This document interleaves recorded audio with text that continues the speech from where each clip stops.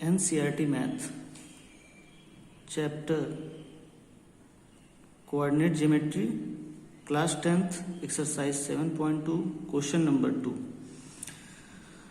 आज हम इस क्वेश्चन को सॉल्व कराने जा रहे हैं।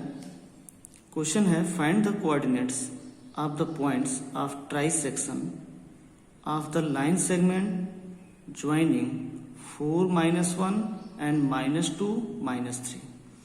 यहाँ पे दो पॉइंट का कोऑर्डिनेट दिया गया है 4-1 एंड -2 -3 और इसमें फाइंड करना है coordinates of the point of trisection, मतलब दोनों पॉइंट को मिलाने वाला जो लाइन है, दोनों पॉइंट को मानते हैं A and B. A point का कोऑर्डिनेट 4-1 और बी पॉइंट का कोऑर्डिनेट -2 -3। यहाँ पे ट्राई सेक्शन दिया है। ट्राई सेक्शन मतलब दो पॉइंट होंगे जो इसको 3 पार्ट में डिवाइड कर रहे हैं। एक को P मान लीजिए और एक को Q। इन दोनों पॉइंट के कोऑर्डिनेट को हमको फाइंड करना है। इसका कोऑर्डिनेट x1 y1 और इस पॉइंट का coordinate x2 y2। Try section मतलब 3 पार्ट में इसको बांटा गया है, तो 2 पॉइंट लेना पड़ेगा दोनों पॉइंट के बीच में। तो P का x1 y1 coordinate and Q का x2 y2, और इसी कोऑर्डिनेट को हमको फाइंड करना है इसकी value.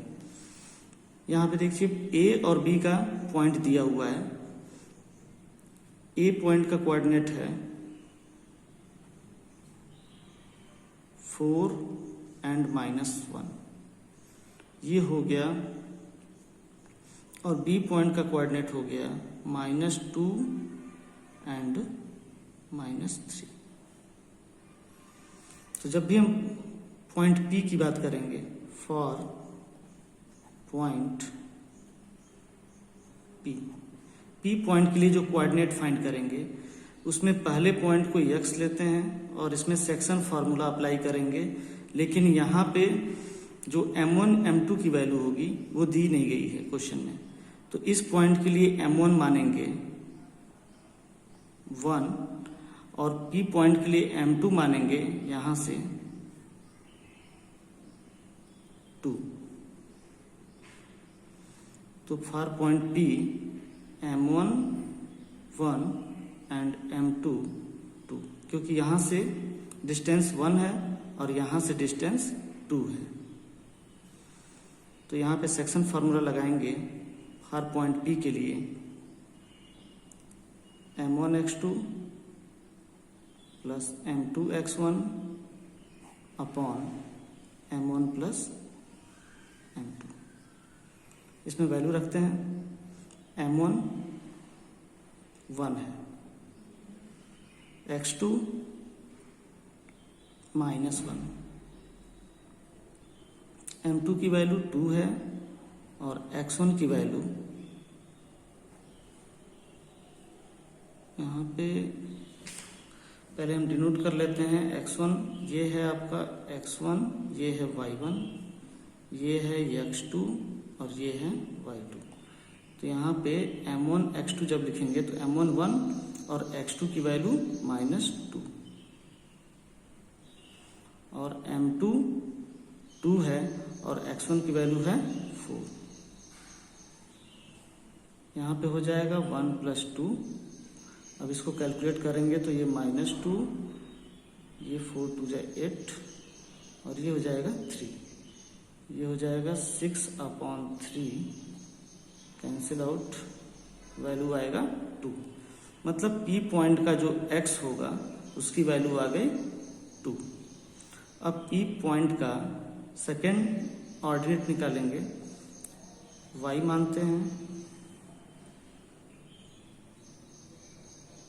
m1 y2 plus m2 y1 upon m1 plus m2। अब यहाँ भी वैल्यू रखेंगे। यहाँ देखिए m1 की वैल्यू 1 है, y2 की वैल्यू -3 है, m2 की वैल्यू 2 एंड y1 की वैल्यू -1। इसको कैलकुलेट करेंगे, ये -3, ये -2 और ये हो जाएगा 3, -5/3। मतलब ये जो पॉइंट P है इसके दोनों एब्सिसा और ऑर्डिनेट दोनों आ गए 2 एंड -5/3। तो P पॉइंट का कोऑर्डिनेट हो गया 2 एंड -5/3। अब इसी तरह से Q पॉइंट के लिए, यहाँ देखिए Q पॉइंट के लिए M1 M2 चेंज होगा।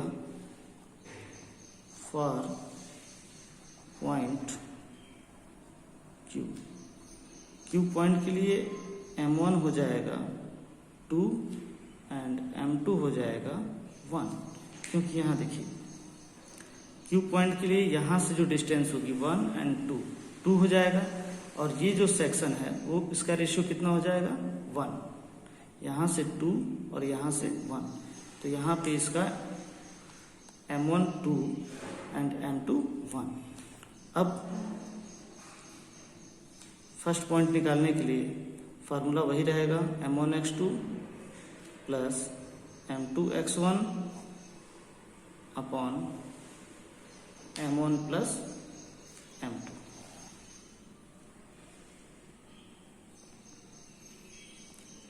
इसमें वैल्यू रखते हैं। M1 की वैल्यू हो गई 2 एंड x2 की वैल्यू यहाँ से देखिए x1 y1 x2 y2, तो यहाँ से x2 की वैल्यू कितनी होगी -2, और M2 की वैल्यू 1 है और x1 की वैल्यू कितनी है 4। इसमें इस वैल्यू को रखेंगे